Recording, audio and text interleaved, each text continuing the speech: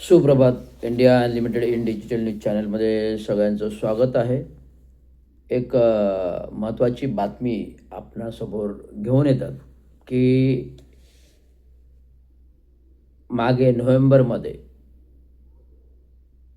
महाराष्ट्रातील विधानसभा निवडणूक लागल्या आणि महत्त्वाचं म्हणजे या विधानसभा निवडणुकीतील महाराष्ट्रातील त्यावेळचे माजी मुख्यमंत्री एकनाथरावजी शिंदे यांचं विधानसभा क्षेत्र 147 कोपरी पाचपकडी विधानसभा क्षेत्र या निवडणूक प्रभागातून माननीय एकनाथराव शिंदे गेले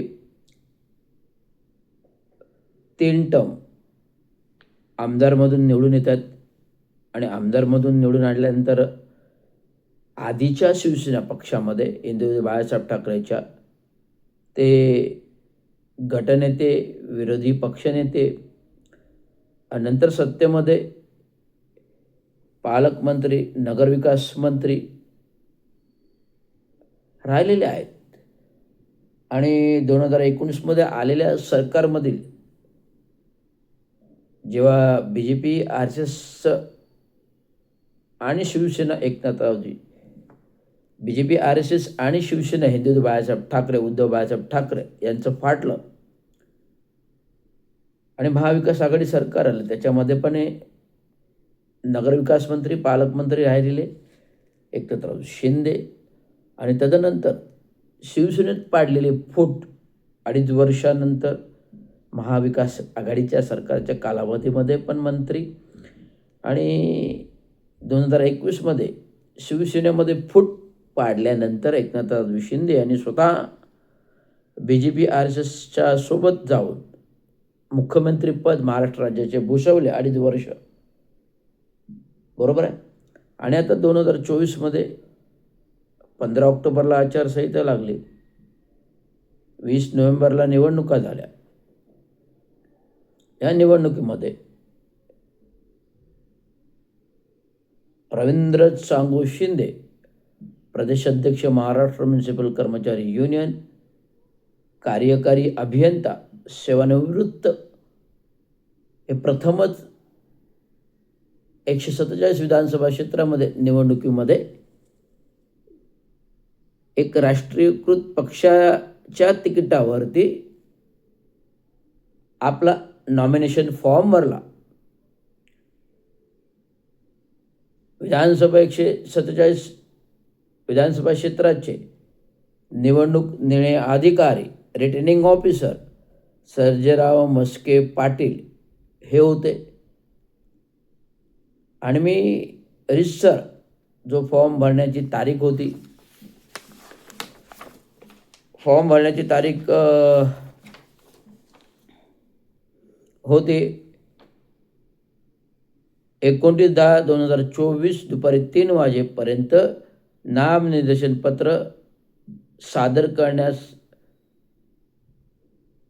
आणि छाननी तारीख होती 30/10/2024. नामनिर्देशन पत्र सादर करण्याची तारीख होती 29/10/2024 आणि नामनिर्देशन छाननी करण्याची तारीख होती 30/10/2024 सकाळी 11 वाजता. बरोबर आहे. तर मी निवडणूक फॉर्म भरला.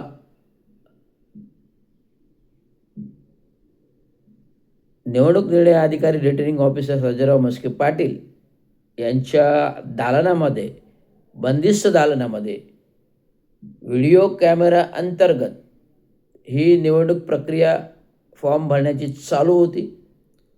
आणि माझा निवडणूक फॉर्म वैध असल्याचे, माझा निवडणूक फॉर्म वैध, बघा म्हणजे बरोबर, माझा निवडणूक फॉर्म वैध बरोबर असल्याचे प्रतिज्ञापत्र व्हिडिओ कॅमेऱ्यावर सत्यता वधवून घेतली. आणि सत्यता वधवून घेतल्यानंतर तो नॉमिनेशन फॉर्म भरून झाला. त्या दिवशी, परंतु जेव्हा पडताळणीचा दिवस होता 30/10/2024 सकाळी 11 वाजता ह्या नॉमिनेशन पडताळणीच्या वेळेस 3 वाजेपर्यंत होती. पडताळणी चालू झाली. पडताळणीमध्ये विविध 10 उमेदवार होते. त्यांची लिस्ट, वोटर लिस्ट, नंबर सगळं काही व्यवस्थित होतं. माझ्याकडे निवडणुकीची पूर्ण बॅग होती. त्याच्यामध्ये बँक पासबुक, त्याच्यामध्ये कास्ट सर्टिफिकेट, विविध कागदपत्र, इन्कम टॅक्सचे पेपर पूर्ततेचे, फॉर्म 16चे पेपर पूर्ततेचे, जात प्रमाणपत्र, बँकेचं पासबुक, हे सगळं पेपर्स भरलेली बॅग माननीय सर्जेराव मस्के पाटील यांच्या दालनाच्या लिपिक बसलेल्याच्या टेबलवरती होती आणि मला आतमध्ये बोलवले. परंतु बॅग न घेता आतमध्ये गेलो आणि मला बॅग घेऊ दिली नाहीत. माझे कागदपत्र तपासताना मी कोणतेही पेपर सादर केले नाहीत अशी टिप्पणी त्यांनी केली आणि नोंद करून घेतली. आणि दुसऱ्या दिवशी मला पेपर व्हेरिफिकेशनसाठी सादर करायला सांगितलं. मी दुसऱ्या दिवशी पुन्हा मला एक नोटरी, जिमी नोटरी स्वतंत्र स्टॅम्प पेपरवर केली होती. जिमी नोटरी स्वतंत्र स्टॅम्प पेपरवर केली होती. ती मला नॉमिनेशन फॉर्म 26वर ते करण्यास भाग पाडले आणि त्यासाठी मला दुसऱ्या दिवसाची वेळ दिली 11 वाजेपर्यंत. परंतु 10:30ला कोर्ट उघडतं आणि वकील 11पर्यंत येतात आणि नॉमिनेशन फॉर्मवर नोटरीची प्रक्रिया करेपर्यंत मला 12 वाजले. 12 वाजता आलो. 12:30, 1, 1:30ला मला आतमध्ये घेतलं सर्जेराव पाटलांनी. त्यामुळे पर्पजली हेतुपुरस्पर माझा उशीर केला. अर्धा तास चालतो. परंतु पर्पजली मी 12 वाजता आल्यानंतर मला 1-1.5 वाजता आतमध्ये घेतलं. त्यामुळे झालेल्या प्रक्रियेमध्ये विलंबास हे सर्जेराव मस्के पाटील जबाबदार होते. त्यामुळे मुद्दामून माझा फॉर्म बाद करण्याची प्रक्रिया च्या पूर्ततेबाबत सहभाग सर्जेराव मस्के पाटीलचा होता. त्यामुळे तत्काळ मी माझा हा जो फॉर्म बाद करण्यात येणार आहे त्याचा आक्षेप नोटीस आणि मी ह्या नोटिसीत दिलेला हा आक्षेप अर्ज आणि मी घेतलेल्या एकनाथराव शिंदेंच्या नॉमिनेशन फॉर्मचा आक्षेप, ज्यांनी फॉर्म 26मध्ये लाभार्थी असल्याचं दर्शवण्यात आलेलं नाही, ॲट्रॉसिटीचा गुन्हा असलेला दर्शवलेला नाही, जो माझ्याकडे त्याची नोंद आहे, ही संपूर्ण नोंदी करून मी जिल्हा कलेक्टरला आक्षेप दिला.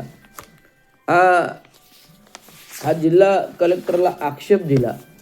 मी त्यावेळी उपोषणाचं पत्र दिलं की मुद्दाम पर्पजली माझा फॉर्म बाद करण्यात येत आहे. त्यामुळे मला निवडणूक प्रक्रियेपासून लांब ठेवून माझा निवडणुकीचा हक्क हिरावत येत आहे. ही संपूर्ण प्रक्रिया पारदर्शक होती आणि इन कॅमेरा होती. त्यामुळे इन कॅमेरा असलेली प्रक्रिया पारदर्शक असल्यानं माझा फॉर्म बाद कसा होऊ शकतो.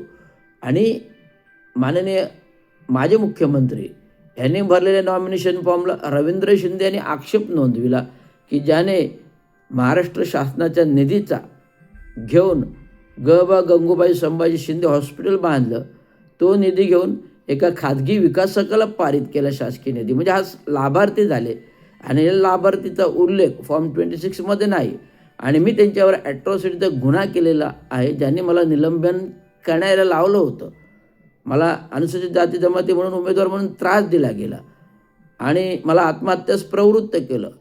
त्यावेळेस मी त्यांच्यावर तो ॲट्रॉसिटीचा गुन्हा पोलीस महासंचालक मुंबई मुख्यमंत्री असताना दाखल केला आणि त्या गुन्ह्याची चौकशी ठाणे पोलीस कमिशनरला आली आणि त्याची वर्तनगरला चौकशी आली. त्या नोंदी यांनी या फॉर्म 26मध्ये घेतलेले नाही. तक्रार आहे, FIR आहे ॲट्रॉसिटीची, या नोंदी घेतलेल्या नाहीत. त्यामुळे जिल्हाधिकारी शिंगारे याने त्यावेळेसच मी आक्षेप दिला होता. परंतु आज 10 महिने झाले, त्याच्यावर कुठल्याही प्रकारची कारवाई माजी सेवानिवृत्त जिल्हाधिकारी शिंगारे यांनी केली नाही. त्यामुळे मी आत्ता नवीन आलेल्या जिल्हाधिकाऱ्यांकडे आज आक्षेपपत्र 2 ऑक्टोबर गांधी जयंती दिनी लाक्षणिक उपोषण करण्यात असल्याचे आंदोलन जिल्हा कलेक्टरवर करणार आहे ते निवेदन मी आज देतोय आणि मी ते 2 ऑक्टोबरला 1 दिवसीय लाक्षणिक उपोषण संपाचं उपोषण करत आहे याची नोंद घ्यावी. धन्यवाद. जय हिंद, जय महाराष्ट्र. जय हिंद.